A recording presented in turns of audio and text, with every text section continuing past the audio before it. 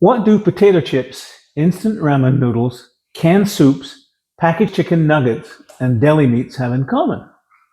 That's a diverse list. Most of them are carby. But not all are. What else? They tend to be too salty and have other not so great things added to them. Ah, I see. They're all ultra processed. Right! We have some interesting info about them in this video. And I have something surprising to tell you about these foods. I was amazed. Diabetes sucks. But at Simply Diabetes, we can help you manage your diabetes cheaper and easier. We are not medical professionals. We are people with diabetes, just like you. Welcome! We keep hearing that ultra-processed foods are bad for us, but what exactly are they? There are several definitions, but the simplest one I found is this. Ultra-processed foods, or UPFs, are industrially made foods that go through multiple processing stages and contain additives like preservatives, artificial flavors, colorings, emulsifiers, and high levels of sugar, salt, or unhealthy fats. They are typically low in fiber and nutrients and high in calories and designed to be convenient, hyper-palatable, and have a long shelf life. That doesn't sound very pleasant. Why do they do that? Several reasons. First, they want to produce the food as cheaply as possible. Manufacturers are rarely all that concerned about us eating well, as long as we keep buying their food. So often you will find the cheapest ingredients. To make it all taste good, they have to add sugar, salt, and lots of other enhancers. In other words, they're tricking us. They're taking our money but providing bad food. Exactly.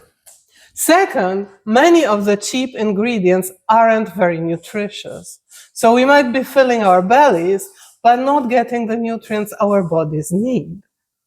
So, our bellies might be full, but the food isn't doing anything good for us. Worse, it makes us fat and sluggish. Then various so-called experts tell us we're lazy and it's all our fault. It's not. It definitely isn't. Third, the food companies want their products to stay on the shelves until someone buys. We don't know how long an item will wait, and so they add stuff to make it not to go stale or spoil for a long time. The ultra-processed food doesn't spoil. But think about it. The bacteria and microbes that normally attack everything that remotely resembles food won't touch that stuff. Even a lowly bacteria knows this is not food. My grandma warned me years ago, and it has gotten much worse since. And finally, they want us to keep buying their specific products. Many companies have entire departments focused on getting us hooked on this so-called food. Just like cigarettes. That's a pretty dire picture. It is. I recall that some food manufacturers were even sued for making people addicted. So we have to be on the lookout.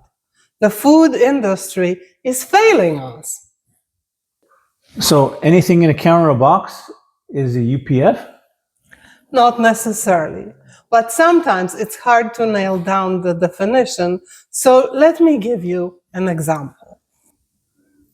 Sometimes it's confusing to figure out which food is ultra-processed and which is not. So let's look at an example. This is a tomato. It looks and tastes exactly like it did when we picked it from the vine. It was picked, transported to the store, and then we brought it home. Nothing else happened to it. It is completely unprocessed. These are diced and stewed tomatoes. They are processed. Obviously, they don't grow in a can, but are they ultra-processed? Well, that depends on what's in the ingredients. This particular can contains tomato paste, calcium chloride, and citric acid. These are somewhat processed, but they are not horrendous. So this is processed, but this is not ultra-processed. The ultra-processed example is a ketchup. We don't buy ketchup, so we don't have it at home. We took a picture of us holding a bottle in one of our favorite restaurants. It is ultra-processed to the point that you can't even recognize what this food used to be. And it contains a lot of things that we shouldn't be even looking at, never mind putting in our bodies. So there you have it, an example. When I look at the content of these foods, I can see why they may not be good choices for diabetes. But how bad are they really? Nutritionists are saying more and more about that. Let's take a closer look. Good sour cream has one ingredient. Bad one has a long list. I read an interesting study. They asked 16 people to cut down on the ultra-processed foods for 2 months. They asked them to cut down but not completely eliminate. And they helped people with making better choices, so somebody could ask if something qualifies as an ultra-processed food or not. The vast majority of people cut down on the ultra-processed food by about 50%. And after 2 months, the results were absolutely amazing. Most people lost weight, on average 7.5 pounds after 2 months, so not bad. But on top of that, their results were much better. Their cholesterol improved, their blood pressure improved, they were overall much more energetic and happier. That's impressive. But it doesn't say anything about diabetes. No, but it got me thinking. I also noticed something in my own life. Every time I go to Poland to visit my mom, my blood sugar readings improve so dramatically that I have to cut down on insulin, or else I keep getting sugar lows. I'm of course delighted, but I wanted to replicate this at home and I couldn't. I never understood why. But that study got me thinking. I was wondering if that's what was going on. Mom cooks everything from scratch and never uses any UPFs. Could this be the reason for my fantastic blood sugars when I'm with her? Yes, your mom is a fabulous cook. She'd be offended if someone suggested she use anything but the freshest ingredients. Right. So when I visit her, I eat like there's no tomorrow. Tons of stuff, and even so, my sugars improve. In fact, whenever we go to Europe, our sugars always improve, even when we are not in Poland. So I was wondering what it is about European food. Except the UK, right? They say it's not food. I heard people say it's because we walk a lot sightseeing. But I'm not doing any sightseeing in Poland. I come from there. I've lived there for the first 20 years of my life.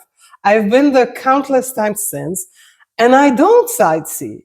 In fact, I don't walk any more than I do here at home. And I can prove it. I use my pedometer all the time. If anything, I walk less in Poland because here I walk the dogs and mom doesn't have any. Interesting.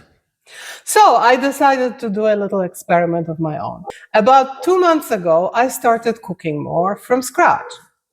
I didn't give up on UPF completely, but I cut it down by a lot. And the results are very encouraging. My sugar has improved radically, and my results improved hugely. I had a lot fewer sugar spikes, my A1C improved. It's fantastic. And you think it's because we eat less UPFs?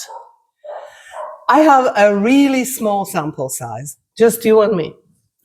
But I think it's really encouraging. So I suggest to everybody now to try it. What do you have to lose? And if it works for you, fantastic. Everybody being me? No, everybody being everybody. I agree. But isn't this too expensive and time consuming? It doesn't have to be. We have several videos about eating well on a budget and without slaving in the kitchen. I added links below.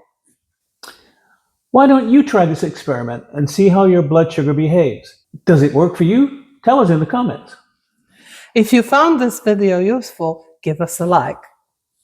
Better yet, subscribe to our Simply Diabetes channel and click the bell icon so you never miss a new video. We have one every Tuesday.